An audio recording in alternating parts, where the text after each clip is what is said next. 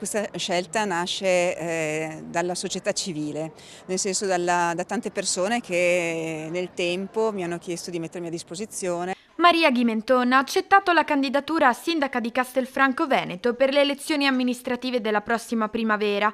Rappresenterà la coalizione di centrosinistra castellana sostenuta da 3 liste: Castelfranco Può, Partito Democratico e Castelfranco Civica. La mia visione è di una città innovativa, pulita, verde, in cui non si lascia indietro nessuno. Come realizzare questo, quindi la cura dell'ambiente, delle persone, attraverso la programmazione partecipata, un modo di condurre una nuova narrazione, un nuovo metodo decisionale per Castelfranco, quindi coinvolgendo tutti gli attori e le attrici della società civile, dell'associazionismo, del terzo settore, tutte le persone che sono comunque presenti, i commercianti, ecco. Tutti devono sentirsi protagonisti, perché è solo così che si riescono anche a trovare le risorse. Tra i punti del suo programma sicuramente un maggiore coinvolgimento dei giovani, ma c'è di più.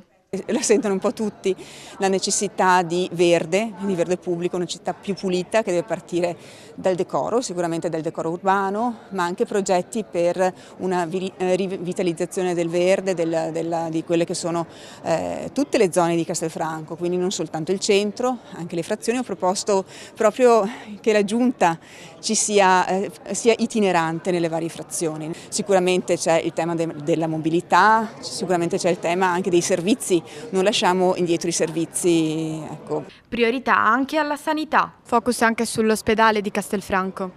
Sì, il focus sull'ospedale penso che per Castelfranco sia un po' un dovere. La sanità è un tema di competenza regionale, però Castelfranco, l'amministrazione ci deve essere partecipe a tutti i tavoli.